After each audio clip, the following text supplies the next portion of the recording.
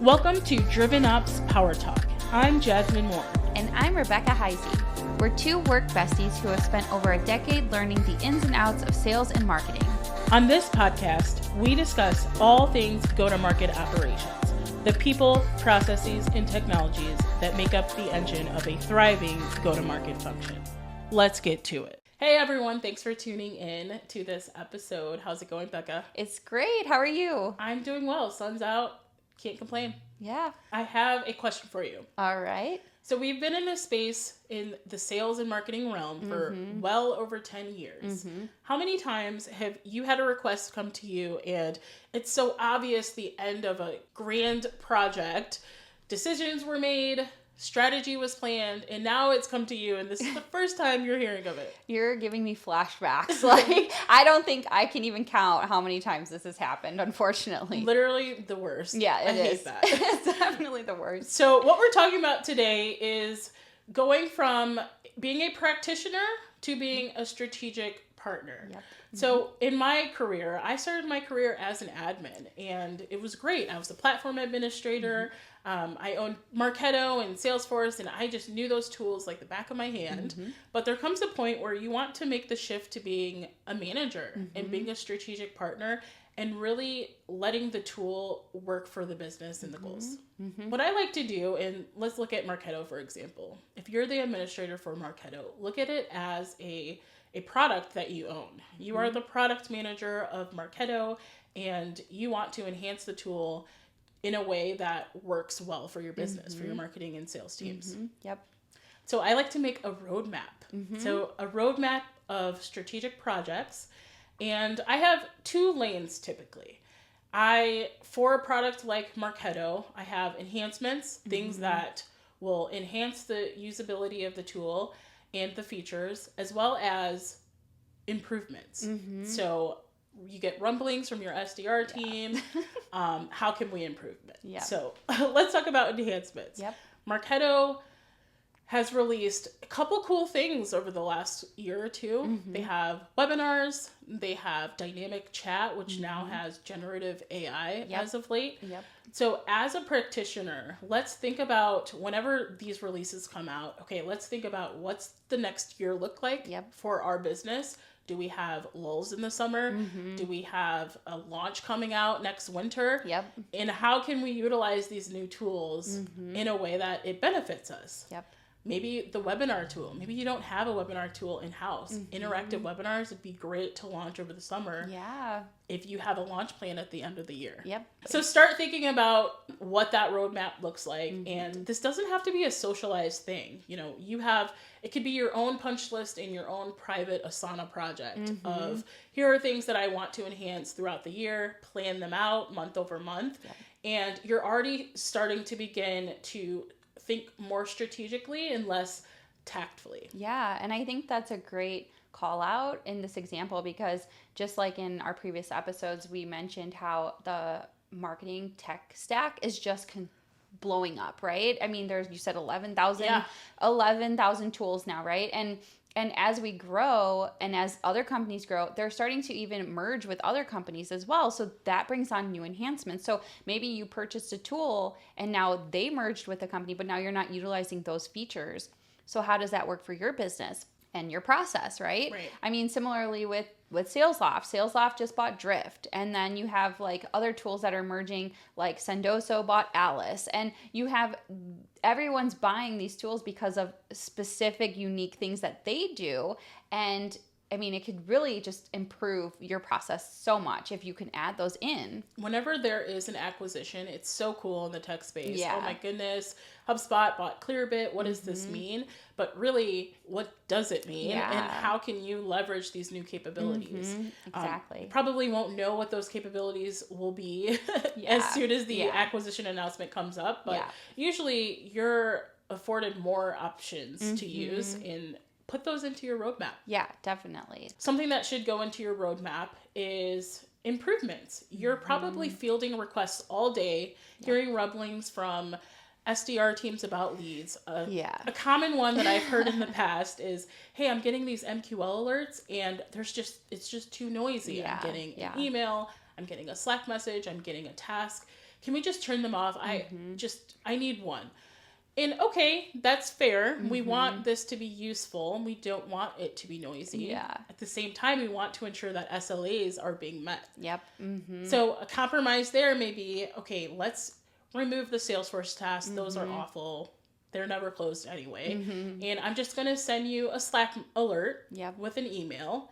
And if you're out of your SLA after 2 days, then I'm going to give you a task and be noisy again. I think that's a happy medium. I think so too. I think that's a great point. And when you're getting those asks constantly, I mean, most companies are big and they have a lot of different departments, and sometimes they overlap with tools that you own or, another team owns. And so they come in with this idea, and like you said, they've already had those discussions, like early on, probably in some QBR that they had like a month or two ago, and now it's an action item to complete that change that they're looking for. But when they come to you, especially if it's at the end of their sort of scoping out, it's okay to say, no, we can't do this right now. Or maybe we need to add a couple risks to this project that you're mapping out here, because I need to ask you a lot more questions that have not come up, and you haven't brought them up to my attention, and I haven't been a part of any of this prior. So that's very important. I like that. And as an operator, you're in operations and you're moving towards being a strategic partner. Flagging those risks is very important. You don't look like a negative person, a naysayer. When you're flagging risks, you're thinking strategically, and anyone in leadership, they want to be aware of the risks. Yeah, exactly. The last thing you want to do is just say, I can execute this task for you, or this ask that you're giving me, but at the end of the day, is it going to break something else? Or is it going to actually end up causing another problem that you're not really thinking through because you haven't really scoped that whole thing out? And that's just very important. You have to understand how it's going to impact downstream internally in that whole process. It's so easy to create a new flow. Hey, yes, let's automate this. Or you want a new field? Yes, I'll create the new field. Yeah. But what about this other field that kind of is the same thing that was created last year by someone else? And to kind of go off of that example where you had the reps who are maybe complaining about too much noisy MQL alerts that are coming in. So another scenario could be where managers also want to improve what they think is their gap, right? So maybe now they're saying, okay, we're getting our MQLs and we're getting alerted to them, but I need to fix my reps process. I want to eliminate some extra clicks for them, right? So part of their process might be they get assigned the MQL. Now they have to put them into a cadence so they follow up. Okay, well, I want to automate the process where the MQL comes in and it goes into a cadence. Sure, from hindsight, everyone's yeah, it's efficient. It sounds like we're automating processes. We're speeding up everything, right? But now we really need to think this through a little bit. One, is this leader contact already being worked by the rep in any capacity prior to it becoming an MQL? Does this person already exist in a cadence? Because now if we're just automatically putting them into a cadence, are they now going to be in 3-4 cadences because no one's actually making sure that the person was removed or data cleanup, right? You really have to get kind of down in the mud to see, what are all the scenarios we might run into, because the last thing you also want to do is spend all this time working on something because you just said yes and you checked it off your task list and now you have to go back to fix it. Yeah, which is a common occurrence, unfortunately. Totally, yeah. A habit that I have adapted in those cases where I'm getting a request to change something, automate something, think about the user experience from the customer's point of view. And if I'm a customer and maybe I've been in a sales cycle, customer or prospect, and I've gotten out of the sales cycle, I just wasn't ready to buy, but I went through the whole process, the BDR qualification, and I just wasn't ready, but I engaged with your nurturers. Yeah.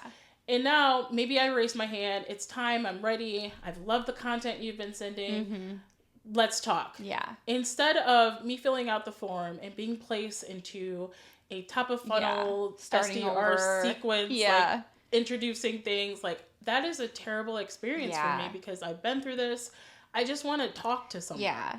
So being able to be the person that pushes back on that initial request of automating MQLs to a sequence, that is wonderful. Yeah. Let's level that up and take it a step further and segment those leads. Yeah. What are the sources of the MQLs? Yeah, exactly. Where are they in the buyer's journey? And we can create multiple sequences. Yep, exactly. And now what you've done is for that person, that manager that sent the request to you, you're making that request even better for them. Exactly. Yep. And they don't have a simple automated sequence. Now they can say, well, what we did is for MQLs, we automated multiple sequence based on the buyer journey, which is increasing conversion rates over time. Yep, totally. And that's so important because you don't, again, they're just trying to fill a gap, but now you're really coming in and like filling in those extra pieces that are necessity, you know? And so, I mean, even better, they're thinking just like a tiny little speck of a change and you're like, no, let's like really fix this. And going forward, it's just going to be better in the long run because as you continue to grow as a company, you want to have those processes in place that are going to be beneficial as you maybe add more customers, right? The last thing you want is a customer complaining because they're annoyed with your process. Yeah, their experience is like has friction, has too many points. Like that's no good. No. Conversion rates will decline. Yeah, exactly.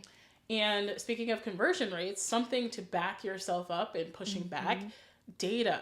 Yes. It's very hard to argue with data. Yes. So when you are pushing back or even when you're proposing a new project, back yourself up with data. If if your manager comes to you and says, hey, we have this announcement, let's send an email out on Tuesday and let's just send it to the entire database. Yikes. That has happened once or twice. Yeah. I think everyone can relate to that a little bit. Everyone has experienced some form of that. And it's great. We do want everyone to know of this announcement. But take a step back and maybe say, hey, we've done something similar in the past. And I've noticed that in these sends where the audience is broad and our entire database, the unsubscribe rates are high. They're like 4 or 5%. Yep. But on our smaller sends that are more segmented with relevant content, the unsubscribe rate is like a 0.5%. Yeah. And then your manager's like, I can't argue with that. Yeah. That's a great point. Let's make sure that this audience is the right audience for this message. Definitely. And again, those types of people that you're telling that story to, you know, we talk a lot about data and why it's so important and being able to have that story about the data, but you are explaining it to them in not such tech terms. You're giving them a real scenario, like 3% is a pretty significant difference than 0.5%. And you don't want to create more problems. Like having a really high bounce rate is just going to cause more problems for you. So now you have a whole other project that you're scoping out to fix, right? So that's huge. Also, just making sure you advocate for yourself.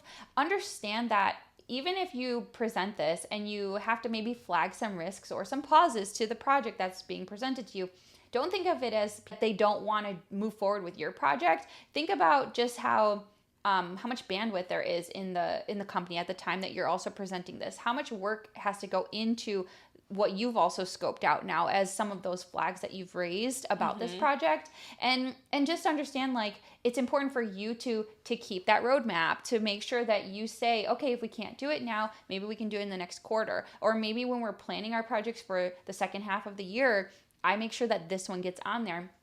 And stack rank them, you know, make sure you say, okay, there's a bunch of things that I think we can improve on based on the enhancements or based on user issues. But now let's actually look at what's the most important, you know, what is actually going to drive the business forward and fix our biggest issues now. And then what can maybe wait a little bit later. And maybe if they don't take as much bandwidth, you can even do some in parallel if it's possible. Speak up and advocate for yourself. Yeah.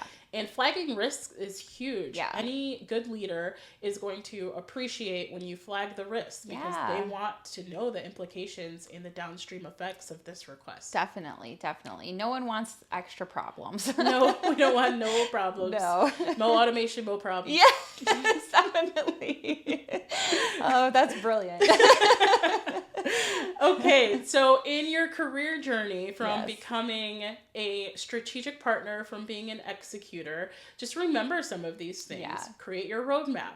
Use data. Do not be afraid to say no and advocate for yourself. Definitely. Well, Becca, that was good, but I'm a little thirsty. I am too. I think it's time for coffee talk. Yeah.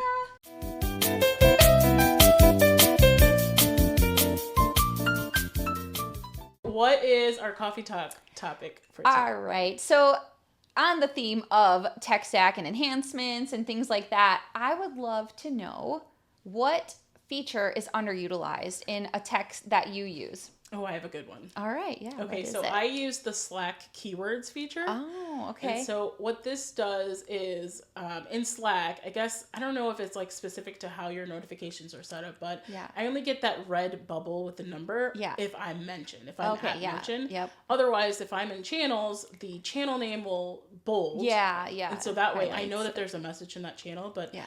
I can ignore it because it's not relevant to me. Right. So I use keywords and I set my name up as a keyword. Oh, yeah. So that's I smart. have Jazz and Jazmine set up in Yeah. as a keyword so that anytime someone types out my name, I get alerted as if I was mentioned. Oh. And it's just a way for me to like, okay, what am I getting mentioned for? Yeah. Is this for me or is someone just talking about me? That's smart. I'm going to have to set that up. Although sometimes I feel like I get mentioned a little too frequently where I'm like, okay, let's cool it. but that's actually a really good one. And mine is also actually a Slack feature too. It's the scheduled your Slack send. Ooh, I love that. I think it is just so nice of a feature to have when I can see maybe I'm outside of your time zone and I know you're off work. I don't want to Slack you right now. It's not super important. Like it can literally wait till the morning. It's okay. Yeah. I will schedule it for the next day's morning time, reasonable sense here. Or my other favorite one is when I've noticed people's little vacation emoji on their Slack. Like it's really sad to me when people's Slacks are getting just bombarded while they're on vacation and you might silence your phone, which I hope you do, but I don't want anybody to feel pressured that it has to be done right now unless it's a major fire. That's a whole different thing. That's so considerate of you. I try sometimes. But yeah, schedule it. You usually can see when they're coming back. Yeah. So schedule it for the next day or the morning, like the afternoon when they get back. They're catching up anyways. Yeah, but that's a good idea. Yeah. It's like I have to say something, but I'm gonna forget, so I'm gonna send this, but schedule it the day after they get back. Exactly. And so it's top of mind. Oh, that's brilliant. Yeah. And so considerate. Yeah, and I think that is definitely underutilized. I know I get a lot of Slacks like late at night or when or even sometimes on the weekends, you might be super busy with the project you're working on and you have an idea you want to tell me, and that's totally fine. Yep. But I don't want to get that Slack on Saturday morning. Nope. And turn your Slack notifications off. Yes. This is like a Slack commercial at this point. Yeah, but right. Slack, I use Slack in my workflow all day. Yeah, definitely. Turn your Slack notifications off after 9. Mine's after 9 p.m. I do that too. Yeah, and I do it actually on my iPhone where I set the focus time for off work, and it mutes my email, it mutes my Slack, it mutes like a bunch of things just so I'm not getting alerted. I get to decompress. It's important. Use the technology at your fingertips. Definitely. But literally. Yeah, but we'd love to know more features that we are underutilizing because I love to learn and I want to make sure that I'm using all of the tech stack that we have the way it's supposed to be used. Please leave a comment. What features in your tech stack are you using that you think is underutilized? Yeah, I'd love to hear it. Marketo, I don't really use the calendar. Let me know how you're using it. There you go. That's great. That wraps up this episode of Power Talk where we spoke about being an executor versus being a strategic partner. Yeah. Thanks for joining. All right. Till next time. Bye. Be sure to like, subscribe, and follow us on all social media platforms. Keep up with us and all of our hot takes on all things go-to-market operations. See you next time.